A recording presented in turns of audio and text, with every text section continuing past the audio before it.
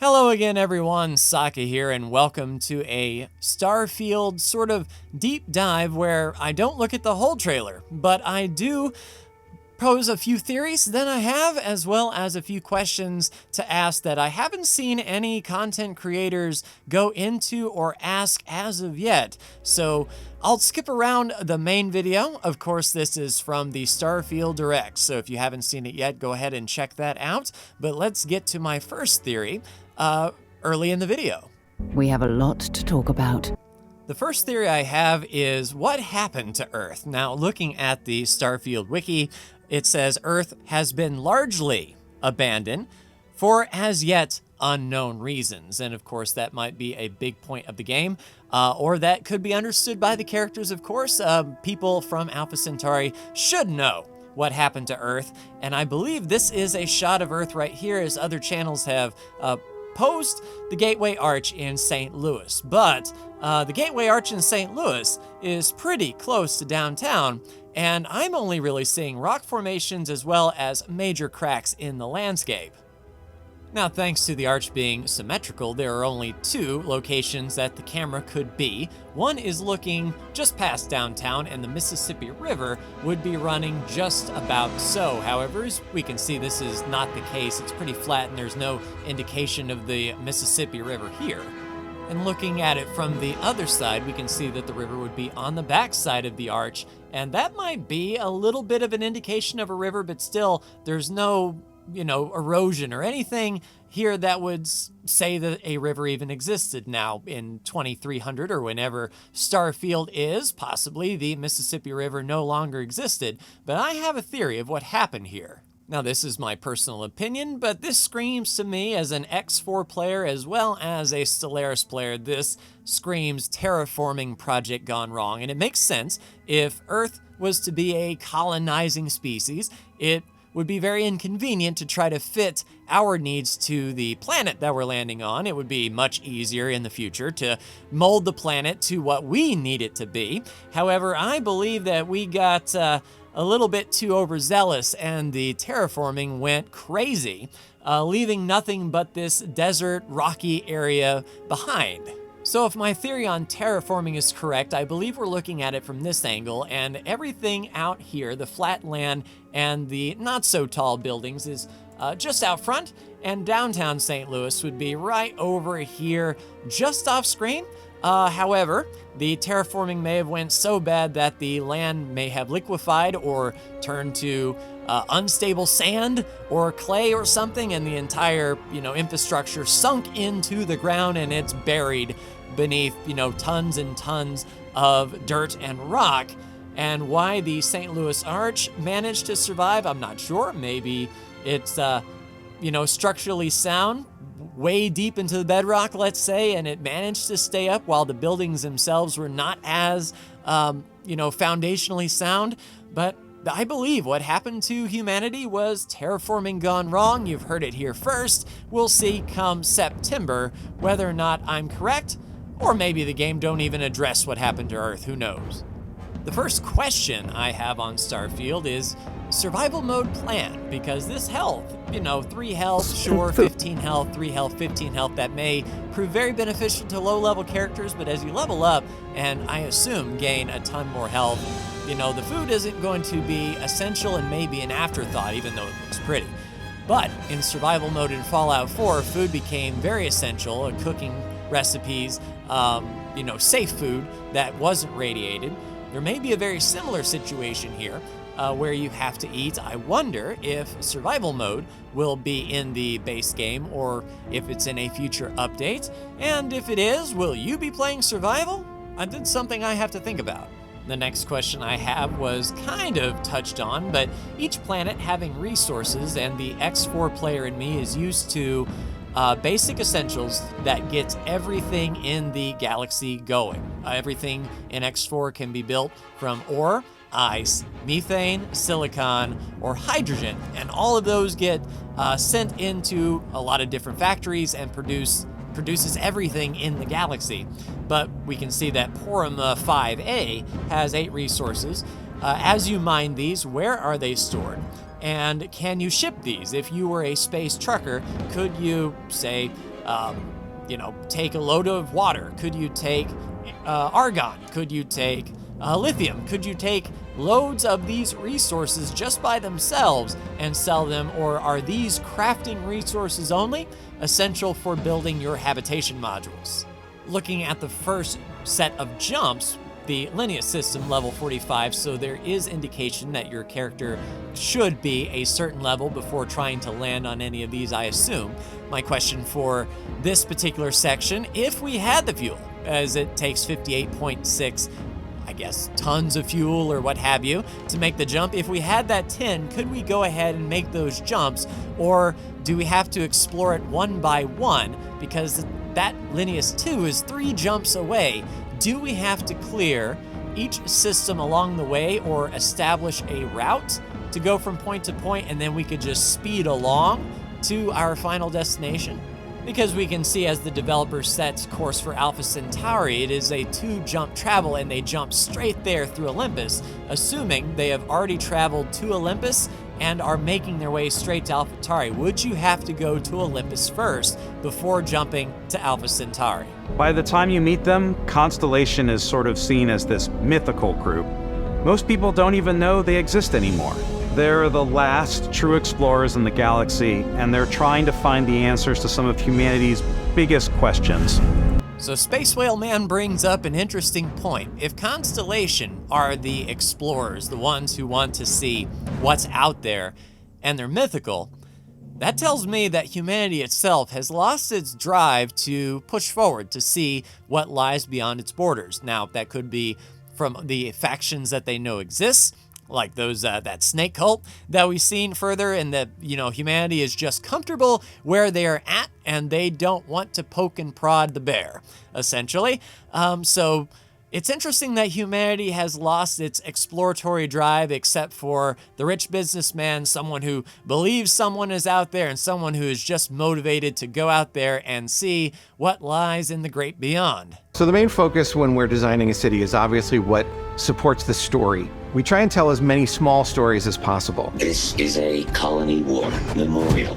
So when the police bot mentions the Colony War Memorial, I think back to the PlayStation 1 game Colony Wars, narrated by James Earl Jones himself, another space combat game, and it makes me wonder what happened with the colonies. Hopefully we learn more about the Colony War itself and what made Alpha Centauri the premier city. A new face. Is this the face of a brave runner here to challenge the Red Mile? So the Red Mile, I'm thinking this is a Running Man situation, perhaps a game show or a gauntlet of some sort. In fact, we can see just on the icon there, an icon of the man running.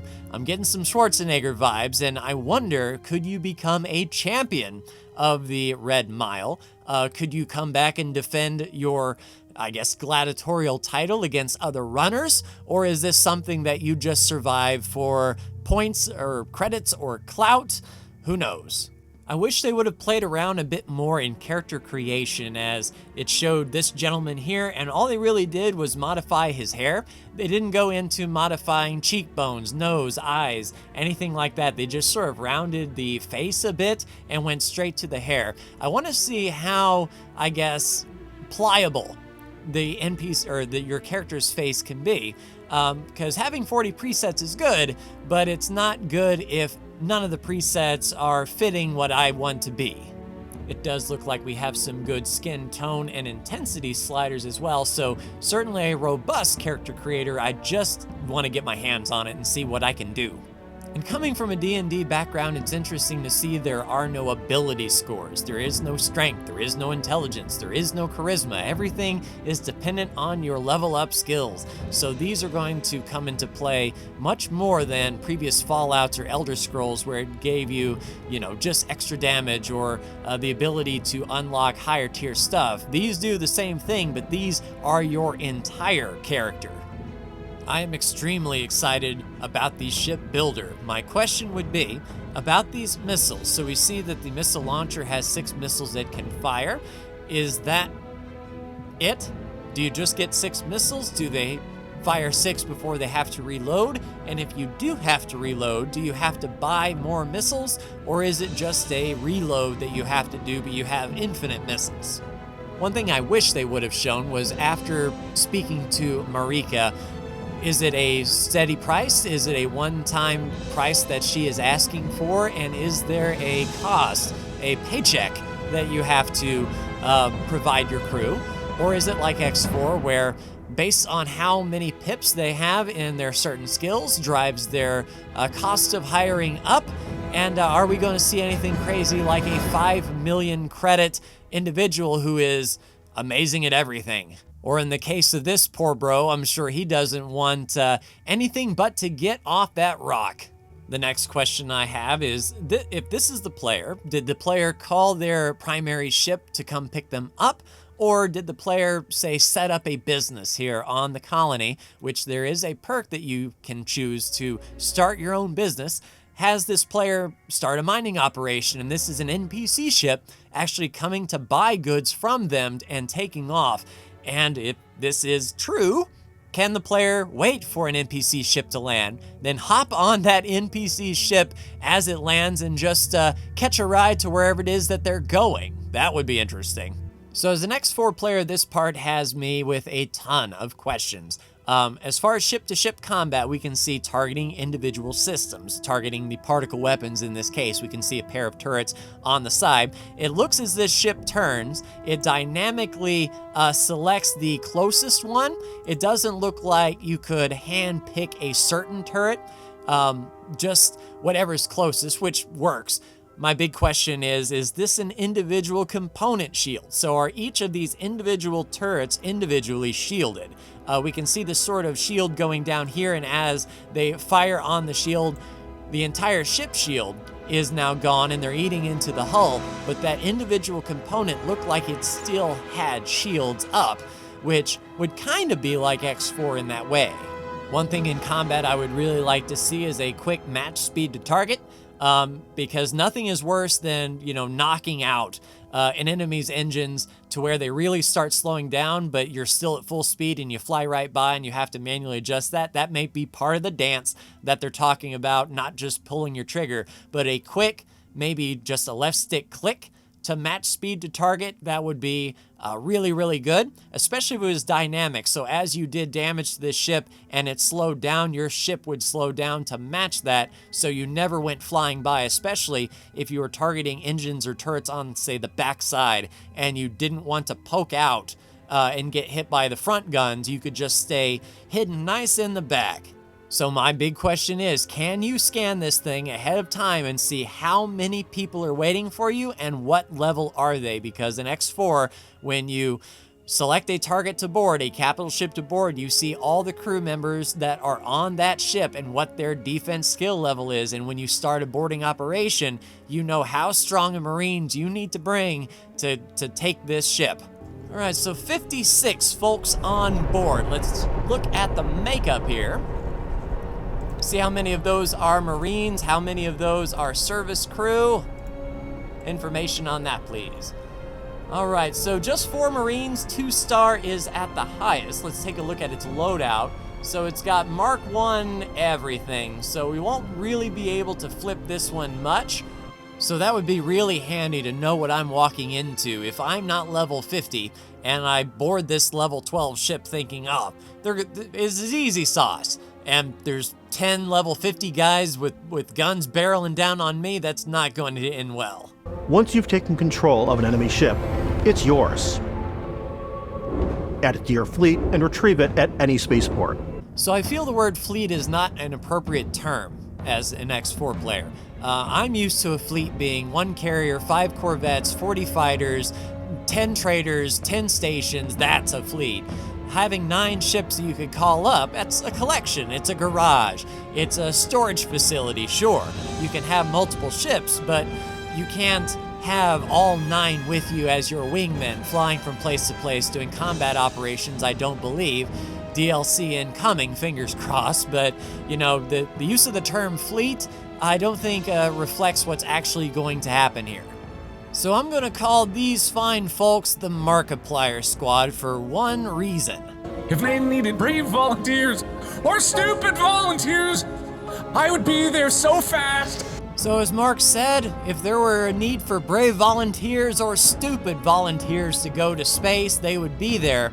And I believe these are the brave and or stupid volunteers who were the first into space for one reason. We thought we were the only ones to leave Earth. So, they are the first to leave Earth. And they're pretty good at what they do. They have a botanist. They seem well established. And they said, leave Earth. One does not simply just leave from this situation. You evacuate, you escape, you get the hell out of Dodge. Now that could just be me as an English major reading too much into the language she used by just using a passive, oh, leave. Oh, we just left. Oh, Earth was on fire. Oh, we just left. I think if she realized what was actually going on at Earth, she wouldn't be so passive with, oh, we just left. I believe, yes, they have lost communication with Earth and they realize that there's no other humans out there, but that's because they were frozen, sent off into space to colonize and do it the hard way without terraformers. I believe these are either the actual scientists or the descendants of the scientists who were tasked to go out and establish a colony first. They tried to radio Earth, and maybe by the time they thawed, when they got to wherever it was they're going, there would be no answer from Earth, and perhaps they didn't know to talk to Alpha Centauri, or perhaps they are so far away from Alpha Centauri, perhaps they got knocked off their course. They might not even realize where they are, and if they have vault syndrome, where they have never left the vault, they've never peeked outside wherever this is, and they don't know where they are, they're just waiting for the order to leave, that could be an interesting situation as well. And they could still be just floating in space, as the marker has this as an unidentified ship, so they haven't even crashed anywhere. They've just been living on this ship. And I mean, shoot, they've already got the cryogenic assets from Fallout 4. I wouldn't be surprised to see some cryo sleep hatches on the ship. It connects to your phone to give you notifications. Todd, my man, does this connect to iOS or is it Bluetooth? And do those notifications from an iPhone push to this? Just seeing if one of these came up on the secondhand market, it would work with my phone. Just wondering, big man. Also, one of the skills allows you to take more or recover from disease quickly. Is that what this is? So just like Fallout 4, if you take disease or radiation, your maximum health is capped until you get that rid of. That's something that I hope is covered early and not a big surprise as we go from place to place and get sick and radiated, which is going to happen. The next question I have is, with the proper perk, you can see what resources the creatures on your planet give. How do you get these resources from these creatures? Do you corral them? Do you tame them? Do you keep them by your base, or just by establishing an outpost on this planet? Is this passive, or do you have to get sealant from shooting these poor swarming dragons? And of course, the X4 player in me loves to see the production per minute cycles.